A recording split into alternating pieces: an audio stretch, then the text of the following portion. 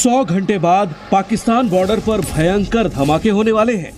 भारतीय वायुसेना, थल सेना और नौसेना तीनों मिलकर मेड इन इंडिया हथियारों की शक्ति दिखाने वाले हैं। बल्कि मैं तो सर इंडिया के यहाँ तक हामी हूँ कि यार हमें तो बॉर्डर खोल देना चाहिए यार, ठीक है। टेक्नोलॉजी ट्रांसफर होनी चाहिए, ट्रेड होनी चाहिए, टेक्नोलॉजी हमें इंडिया से मुस्तफीद होना चाहिए। वो हमें कह रहे हैं हम गिलगित बल्तिस्तान पे कब्जा करेंगे, आप उन्हें अमन का झंडा दिखाएं। मुझे लगता है अमन जो है वो खौफ के तबादुन से कायम होता है। इंडिया के अंदर पॉलिटिशियंस का जो भी मामला है, लेकिन बैक एंड के ऊपर जो उनके मुल्क चलाने वाले लोग हैं ना, जो वहाँ के टेक्नोक्रेट्स हैं और वो जो उनकी ब्यूरोक्रेसी है, उन्होंने अपना एक बैक एंड पे एक विजन बनाया हुआ है कि शाइनिंग इंडिया, ब्राइट इंडिया, उसको आगे लेके जाना है। उनका आर्मी चीफ कह रहा है किसी वक्त भी हम कर सकते हैं, ऑर्डर की देर है। और 2 दफा उन्होंने फैसला किया, 2 दफा उन्होंने फैसला किया इजरायलियों ने पाकिस्तान के एटमी तनसीबात पे हमले का। श्रीनगर में नारे बुलंद हो रहे हैं, प्राइम मिनिस्टर मोदी के, बीजेपी के झंडे लहराए जा रहे हैं। और कश्मीर के मुद्दे को जिस तरीके से पेश किया है तो चैलेंज कर दिया उन्होंने सबको। लोग बहुत खुश है, पीस आया, पीस देखा जो पिछले 70 साल में नहीं हुआ है वो इन 8 सालों में हुआ है। इससे पहले जब उन्होंने कश्मीर का विजिट किया, वहाँ पर मोदी कश्मीर का शेर है, ये नारे बुलंद किए गए थे। अब भी उनके जाने से पहले ही वहाँ पर तैयारी पकड़ ली गई है। 5000 करोड़ की मजीद वहाँ पर इन्वेस्टमेंट भी मोदी करने वाले हैं। तो कश्मीर में दर हकीकत जब से वो उसको यूनियन टेरिटरी बनाया गया है, वहाँ पे काफी डेवलपमेंट हो रही है, इसमें कोई शक नहीं है।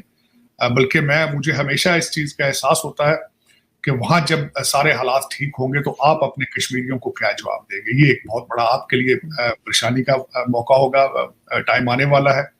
अब सवाल ये कि ऐसे हालात में जब पाकिस्तान सियासी और मुआशी बहरान का शिकार है कि जैसे ही पाकिस्तान का वजूद खतरे में पड़ेगा, ये कौम मुत्तहिद हो जाएगी और खुदा न खास्ता आप इस पे कब्जा भी कर लें। आप मुझे बताएं, हिंदुस्तान में पॉलिटिकल कैओस कम होता है? कभी आपने सुना वहाँ किसी फौजी ने मुदाखलत की है? क्या आपने 75 साल में सुना वहाँ पर मार्शल लॉ लगा है? उसकी वजह है कि वहाँ के पॉलिटिशियन जो हैं वो बुनियादी तौर पर जमहूरी सोच रखते हैं। इंडिया के अंदर टेक्नोलॉजी, उनका आईटी सेक्टर, उनका डॉक्टरी सेक्टर, उनका services sector, you name the sector, और इंडिया वहाँ है। तो जब आपकी इकोनॉमी स्मगलिंग पे बेस करना शुरू हो जाए तो इसका मतलब है आपकी इकोनॉमी क्रम्बल डाउन कर गई। आप तो तालिबान वाली सूरत हाल पे आ गए हैं ना। अब आप इमेजिन करें कि दुबई का airport is one of the biggest airport in the world, right? I can claim you this. 3-4 Pakistani जो उधर भीख मांग रहे थे। नमस्कार दोस्तों, स्वागत है आप लोग का हिंदुस्तानी स्पेशल के एक और नए वीडियो में। दोस्तों जैसे कि आप जानते हैं कि भारत लगातार पाकिस्तान के नज़दीक ड्रिल करता आ रहा है। और दोस्तों भारत अकेले ही नहीं बल्कि दुनिया के कई देशों के साथ मिलकर पाकिस्तान और चाइना के जो नज़दीक के क्षेत्र हैं उसमें ड्रिल करता आ रहा है। दोस्तों अभी जल्द में ही जापान और भारत की जो आर्मी है वो पाकिस्तान के नज़दीक जो है वो ड्रिल कर रही थी। एक और खबर आ रही है और खबर ये है कि एक बार फिर से भारत जो है वो पाकिस्तान के नज़दीक राजस्थान के पोखर में एक ड्रिल करने जा रहा है, जिसकी खबर सुनते ही पाकिस्तानियों के होश उड़ गए। क्योंकि पाकिस्तानियों को लग रहा है कि जैसे ही चुनाव भारत में लगातार पास आते जा रहे हैं तब लगातार भारत की आर्मी जो है वो पाकिस्तान के नज़दीक जो है वो ड्रिल कर रही है। ऐसा क्या होने वाला है कि भारतीय आर्मी जो है वो ड्रिल करके या तो हमें डराने की कोशिश कर रही है या फिर किस चीज़ की ऐसी तैयारी कर रही है जो कि होने वाला है। क्योंकि पाकिस्तान के दिल में एक चीज़ हमेशा ही रहता है कि पीओके जो है वो भारत हमसे छीन सकता है। क्योंकि आपको पता होगा कि जब ही 2019 का इलेक्शन जो है वो नरेंद्र मोदी जी जीत के आए, उसके बाद उन्होंने कश्मीर से आर्टिकल 317 और 35 पे हटा दिया था। और उसके बाद उन्होंने कहा था कि अभी भी पीओके जो है जिसको कि पाकिस्तान ने कब्जा कर रखा है उसको भी हम आज़ाद करवाएंगे। तो कहीं ना कहीं पाकिस्तान के अंदर ये डर बहुत ज़्यादा भर गया है कि क्या पीओके जो है वो भारत हमसे छीन सकता है। क्योंकि पाकिस्तान की स्थिति आज उस टाइम पे है कि आज पाकिस्तान लड़ भी नहीं सकता, उसके पास पैसे नहीं हैं। तो भारत के लिए ये बहुत ही अच्छा टाइम है कि भारत जो है वो पीओके को ले सकता है। और ख़ुद पीओके के लोग भी चाहते हैं कि वो भारत के साथ मिले। तो चलिए वीडियो में चलते हैं और देखते हैं कि पाकिस्तानी मीडिया का इन सब चीज़ों पर क्या रिएक्शन है। आज आप इसराइल को धमकी दे सकते हैं, आज आप दुनिया को इकट्ठा कर सकते हैं यहूदियों के खिलाफ कि 20 लाख सईदी रसूलुल्लाह की उम्मत का बेहतरीन हिस्सा ज़िबा हो रहा है और हम तमाशा देखते रहे, पाकिस्तान देखता रहे कि वो रोन दिए जाएं इसराइली टैंकों के नीचे, उनके बच्चे, उनकी औरतें। ये जेनोसाइड है जो हमारी आंखों के सामने लाइव ब्रॉडकास्ट हो रहा है और पाकिस्तान देखता रहे। पाकिस्तानी कौम को तो हम क्या कहेंगे, ये आपस में इनको सियासतदानों ने, फिरका वाराना जमातों ने, दहशतगर्द ग्रोहों ने, कौम परस्तों ने इतना तकसीम कर दिया है कि ये कौम उम्मत के बारे में तो सोच ही नहीं रही। लेकिन जिनको अल्लाह ने रियासत की जिम्मेदारियां दी हैं उनका काम है सोचना। जो मर्जी मुश्किलात मुल्क में हो, हम पाकिस्तान की क़यादत और मुसल्लह अफवाज सईदी रसूलुल्लाह की उम्मत की जिम्मेदारियां तर्क नहीं कर सकते। आप पे लाजिम है कि आप फलस्तीन के मुसलमानों की मदद करें, इसराइल को धमकी दें, बेशक उसको जाके अगर हिट मारना पड़े जैसे हमने पहले मार के गिराया था, करें जाके आप। ये कुछ अरसे में रफा के अंदर अपनी फाइनल असॉल्ट शुरू करेंगे। मिस्र में दीवार बना के खड़ी कर दी है। आप मिस्र से बात करें, आप उर्दून से बात करें। उर्दून चंद एक जहाज एयर ड्रॉप किए हैं उन्होंने नॉर्थ गाजा में सप्लाईज के।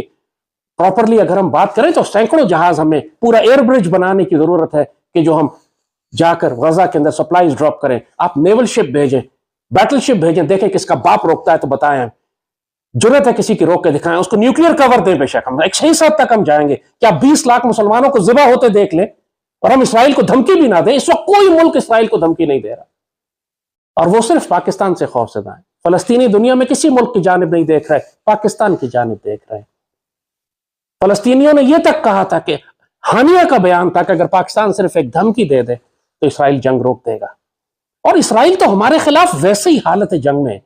इंडिया की किस तरीके से इंडिया को वो असला सप्लाई कर रहा है। कश्मीर में इसराइल मौजूद है। 71 में मशरकी पाकिस्तान तोड़ने में इसराइल का किरदार था। इसराइल तो हमारा एक डिक्लेयर्ड एनिमी है, फिर हम किस बात का लिहाज कर रहे हैं? वो तो हमारे खिलाफ जंगें कर रहे हैं और माजी में हमने आगे बढ़ कर उनकी सरहदों के पास जाकर उनको मारा है। और अब तो जैसे कहा अल्लाह ने हमें न्यूक्लियर मिसाइल भी दिए हैं, न्यूक्लियर वेपन्स भी दिए हैं। हमारे पास वेपन प्रोग्राम्स भी इतना स्ट्रांग है कि अब हम अमेरिकन पर डिपेंडेंट नहीं है। हमारे पास चाइनीज वेपन सिस्टम प्लेटफॉर्म्स भी हैं। पहले में F-16 की वजह से मजबूर हो जाते थे। आपके पास वक्त ज्यादा नहीं है। अगर गजा के मुसलमान ज़िबा हो गए, अगर गजा का फॉल हो गया, अगर गजा के मुसलमान तबाह बर्बाद कर दिए गए, उसके बाद सईदी रसूलुल्लाह की ये उम्मत मुसलमान हुक्मरानों को कभी माफ नहीं करेगी, अल्लाह उसके रसूल माफ नहीं करेंगे। पाकिस्तान में आज जो मुखालफत आपके खिलाफ हो रही है खत्म हो जाएगी अगर पाकिस्तानियों को यह नजर आ जाए कि एक सिपा सलार ऐसा उठा है जो पाकिस्तान की भी हिफाजत करना जानता है और सईदी रसूलुल्लाह की उम्मत की भी हिफाजत करता है। फिर किसी की मजाल नहीं होगी आपके खिलाफ बात कर सके, पूरी कौम आपके साथ खड़ी हो जाएगी। जो सियासी इख्तिलाफ हमारा हो, लेकिन हर पाकिस्तानी गजा पर रो रहा है और सब ये सवाल करते हैं कि पाक फौज क्यों खामोश है। और वाकई मुझे भी नहीं मालूम पाक फौज क्यों खामोश है।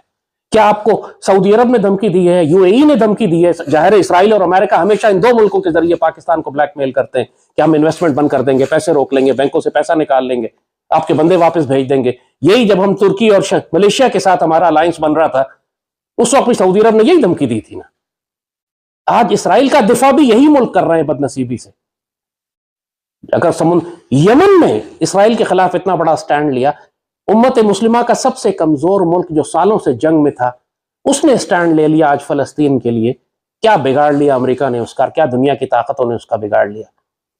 अगर गैरत और इज्जत और जलाल और जमाल के साथ आप खड़े हो सईदी रसूलुल्लाह की उम्मत के दिफा के लिए, पूरी दुनिया के मुसलमान दुआएं भी करेंगे, वसाइल भी भेजेंगे, ताकत भी देंगे आप। तो दोस्तों, जैसे कि आपने इस वीडियो में देखा कि भारत के इस डील से पाकिस्तान जो है वो कितना ज़्यादा परेशान है। दोस्तों, पाकिस्तान को POK का ही नहीं बल्कि बलूचिस्तान का भी डर सता रहा है, क्योंकि बलूचिस्तान में लगातार जो BLA है, जो बलूचिस्तान लिबरेशन आर्मी है, वो पाकिस्तानी आर्मी पे अटैक कर रही है। और जब भी अटैक होता है तो लगातार पाकिस्तान के 10 से 15 जवान हमेशा अटैक में मारे जा रहे हैं। तो बलूचिस्तान में भी स्थिति ख़राब है, यहाँ POK में भी स्थिति ख़राब है। और अगर पंजाब की बात की जाए, पाकिस्तानी पंजाब की बात की जाए, तो वहाँ पे आपको पता है किस प्रकार का सिचुएशन चल रहा है। इमरान खान लगातार जो है वो पाकिस्तानी आर्मी के खिलाफ जो है वो बगावत कर रहा है। तो कहीं ना कहीं पाकिस्तान पूरी तरीके से इस टाइम पे अनस्टेबल है। और उस टाइम पे भारत का पाकिस्तान के नज़दीक जो है वो इस प्रकार का ड्रिल करना और इस बड़े तरीके पर ड्रिल करना, ये दिखाता है कि कुछ ना कुछ तो बड़ा होने वाला है। और भारतीय आर्मी कुछ ऐसा सोच रही है जो कि पाकिस्तान को आने वाले दिनों में बहुत ज़्यादा जो है वो प्रॉब्लम में डाल सकती है। क्योंकि आर्टिकल 370 और 35 पे भी किसी को नहीं पता था कि भारत ये हटा सकता है। और बहुत सारे लोग ये कह रहे थे कि जब आर्टिकल 370 और 35 पे भारत इसको हटाएगा तो कश्मीर में जो है वो तिरंगा जो है वो उठाने वाला कोई बचेगा नहीं, मतलब इस प्रकार की चीज़ें कही गई थी। लेकिन आज अगर देखा जाए तो कश्मीर जिस तरीके से आगे की ओर बढ़ रहा है, जो POK के लोग हैं, जो पाकिस्तान ऑक्युपाइड कश्मीर के लोग हैं, वो भी अब ये देख के कह रहे हैं कि काश हम भारत के साथ होते। और जिस तरीके से आज कश्मीर, इंडियन कश्मीर जो बढ़ रहा है, उस तरीके से आज हम भी जो है वो आगे होते। तो दोस्तों, कहीं ना कहीं इन सब चीज़ों को देखकर पाकिस्तानी मीडिया में तो हलचल है ही कि कुछ ना कुछ ऐसा हो सकता है। तो दोस्तों, बस आज की वीडियो में इतना है। थिंक आप लोगों को वीडियो अच्छा लगा होगा। वीडियो अच्छे तो वीडियो को लाइक और चैनल हिंदुस्तानी स्पेशल को सब्सक्राइब कर लें, क्योंकि हम आपके लिए इंटरेस्टिंग वीडियो लाते रहते हैं। मिलेंगे इस वीडियो के साथ, तब तक हिंदुस्तानी स्पेशल।